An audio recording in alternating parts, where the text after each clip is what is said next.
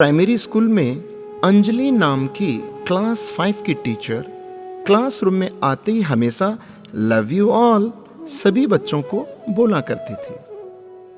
मगर वह जानती थी कि वह सच नहीं बोल रही। वह कक्षा के सभी बच्चों से एक जैसा प्यार नहीं करती थी। कक्षा में एक ऐसा बच्चा था जो उनको फटी आंख भी नहीं भाता था। उसका नाम राजू था।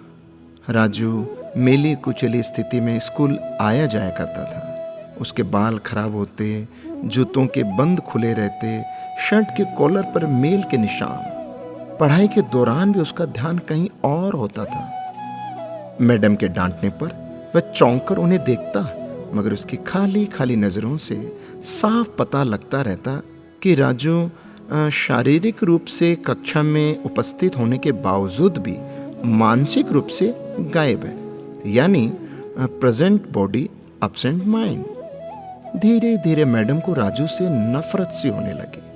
क्लास में घुसते ही राजू मैडम की आलोचना का निशाना बनने लगता। सब बुराई उदाहरण राजू के नाम पर ही किए जाते। बच्चे उस पर खिलखिलाकर हंसते और मैडम उसको अपमानित करके संतोष प्राप्त करती। लेकिन राजू ने किसी बात का कभी भी कोई जवाब नहीं दिया था।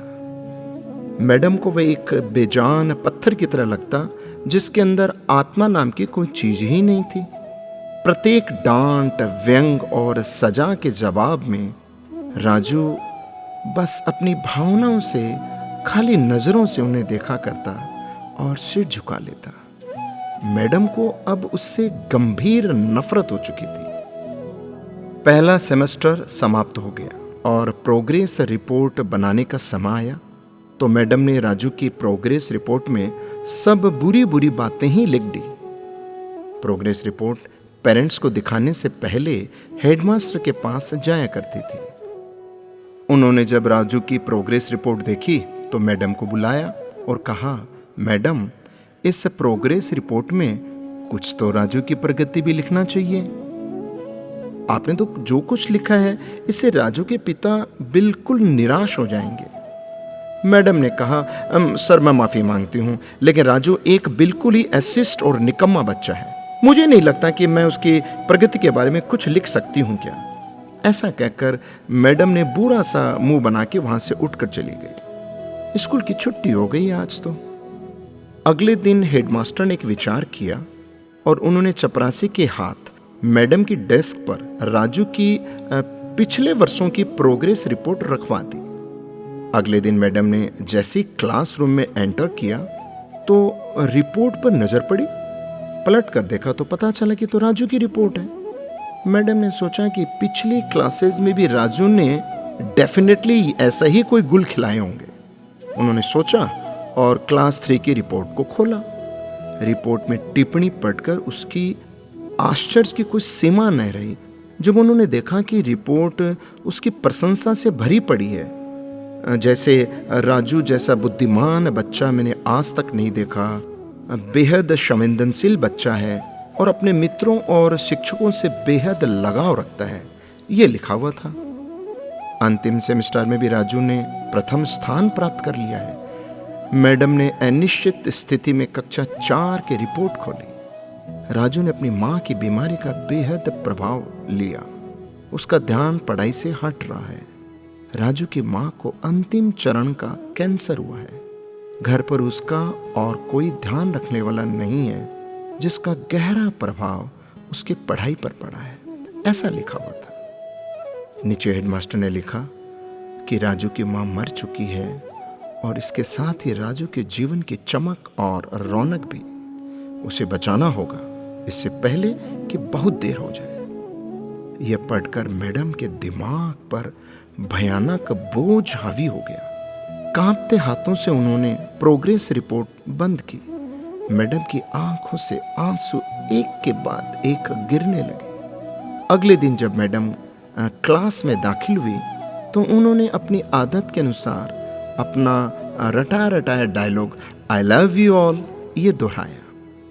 मगर वह जानती थी कि वो आज भी झूठ बोल रही है, क्योंकि इसी क्लास में बैठे एक उलझे बालों वाले बच्चे राजू के लिए जो प्यार वह आज अपने दिल में महसूस कर रही थी वह क्लास में बैठे और किसी भी बच्चे से अधिक था। पढ़ाई के दौरान उन्होंने रोजाना दिनचर्या की तरह एक सवाल राजू पर दागा और हमेशा की तरह राजू ने सिर झुका लिया। जब कुछ देर तक मैडम से कोई डांट फटकार या बाकी बच्चों से हंसी की आवाज उसके कानों में न पड़ी तो उसने अचंभे से सिर उठाकर मैडम की ओर देखा। मैडम के माथे पर आज कोई बल न थे, वह मुस्कुरा रही थी। उन्होंने राजू को अपने पास बुलाया और उसे सवाल का जवाब देकर जबरन दोहराने के लिए कहा। राजू 3-4 बार के आग्रह के बाद अंततः बोल ही पड़ा।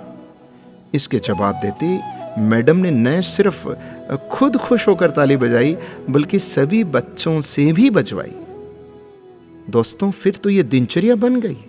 मैडम हर सवाल का जवाब अपने आप बताती और फिर उसकी खूब सराहना, उसकी खूब तारीफ करती। प्रत्येक अच्छा एग्जाम्पल राजू के कारण दिया जाने लगा। धीरे धीरे पुराना राजू सन्नाटे की कब्र फाड़कर बाहर आ गया। अब मैडम को सवाल के साथ जवाब बताने की जरूरत भी नहीं पड़ती। वह रोज बिना त्रुटि के उत्तर देकर सभी को इम्प्रेस करता और नए नए सवाल पूछकर सबको हैरान भी करता। उसके बाल अब कुछ हद तक सुधरे हुए होते, कपड़े भी काफी हद तक साफ होते जिन्हें शायद वह खुद ही धोने लगा था। देखते ही देखते साल खत्म हो गया और राजू ने सेकंड पोजीशन से क्लास में पास कर लिया, यानी अब दूसरी जगह स्कूल में दाखिले के लिए तैयार था। क्लास 5 की विदाई समारोह में सभी बच्चे मैडम के लिए सुंदर सुंदर उपहार लेकर आए और मैडम की टेबल पर ढेर लगा दिया। इन खूबसूरती से पैक हुए उपहारों में एक पुराना अखबार में से अजीब तरीके से पैक किया हुआ एक गिफ्ट भी पड़ा था। बच्चे उसे देखकर हंस रहे थे। किसी को जानने में देर नहीं लगी कि यह उपहार राजू लाया होगा। मैडम ने उपहार के इस छोटे से पहाड़ में से लपक कर राजू वाला उपहार को निकाला। खोलकर देखा तो उसके अंदर एक महिलाओं द्वारा इस्तेमाल करने वाली इत्र की आधे इस्तेमाल की हुई शीशी और एक हाथ में पहनने वाला एक बड़ा सा कड़ा कंगन था जिसके ज्यादातर मोती झड़ चुके थे। मिस ने चुपचाप इस इत्र को खुद पर छिड़का और हाथ में कंगन पहन लिया। बच्चे यह दृश्य देखकर सब चकित रह गए और राजू भी चकित रह गया। आखिर राजू से रहा न गया और वो मिस के पास आकर खड़ा हो गया। कुछ देर बाद उसने अटक अटक कर मैडम को कहा, आज आप में से मेरी मां जैसी खुशबू आ रही है। इतना सुनकर मैडम की आंखों में आंसू आ गए और मैडम ने राजू को अपने गले से लगा लिया। राजू अब दूसरे स्कूल में जाने वाला था। राजू ने दूसरी जगह स्कूल में दाखिला ले लिया था। दोस्तों, समय बीतने लगा। दिन सप्ताह में, सप्ताह महीने में और महीने साल में बदलते कहाँ देर लगती है। मगर हर साल के अंत में मैडम को राजू से एक लेटर नियमित रूप से प्राप्त होता जिसमें लिखा होता, इस साल कई नई टीचर से मिला मगर आप जैसा कोई नहीं था। फिर राजू की पढ़ाई समाप्त हो गई और पत्रों का सिलसिला भी खत्म हो गया। कई साल आगे गुजरे और मैडम रिटायर हो गई थी। एक दिन मैडम के घर अपने मेल में राजू का पत्र मिला जिसमें लिखा था, इस महीने के अंत में मेरी शादी है और आपके बिना शादी की बात मैं सोच ही नहीं सकता। एक और बात, मैं जीवन में बहुत सारे लोगों से मिल चुका हूं मगर आप जैसा कोई नहीं। आपका डॉक्टर राजू। दोस्तों, पत्र में 7 फ्लाइट की आने जाने की टिकट भी लिफाफे में मौजूद थी। मैडम खुद को हरगिज न रोक सकी। उन्होंने अपने हस्बैंड से अनुमति ली और वो राजू के शहर के लिए रवाना हो गई। शादी के दिन जब वह शादी की जगह पहुंची तो थोड़ी लेट हो चुकी थी। उन्हें लगा फंक्शन समाप्त हो चुका होगा, मगर यह देखकर उनके आश्चर्य की सीमा नहीं रही कि शहर के बड़े बड़े डॉक्टर, नामी बिजनेसमैन और यहाँ तक कि वहाँ पर शादी कराने वाले पंडित जी भी थक गए थे कि आखिर कौन आना बाकी है।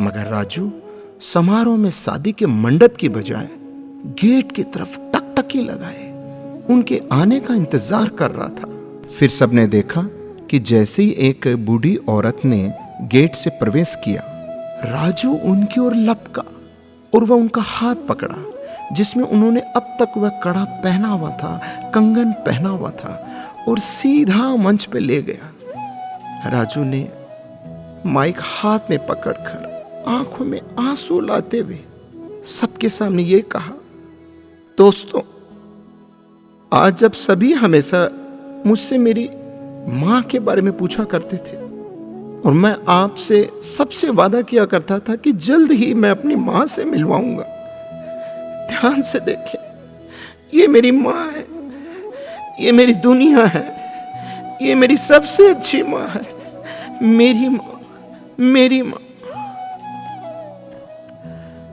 दोस्तों, ये कहानी सिर्फ टीचर और स्टूडेंट के रिश्ते के कारण ही मत सोचिएगा। अपने आस पास देखें, राजू जैसे कई फूल मुरझा रहे हैं जिन्हें आपका जरा सा ध्यान, जरा सा प्यार और जरा सा स्नेह नया जीवन दे सकता है। राधे राधे।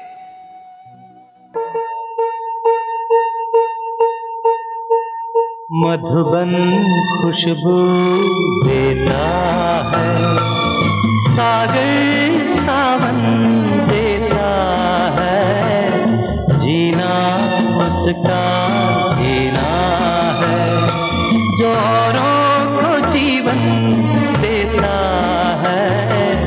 मधुबन खुशबू देता है, चलती है लहरा के पवन के साथ सभी की चलती रहे।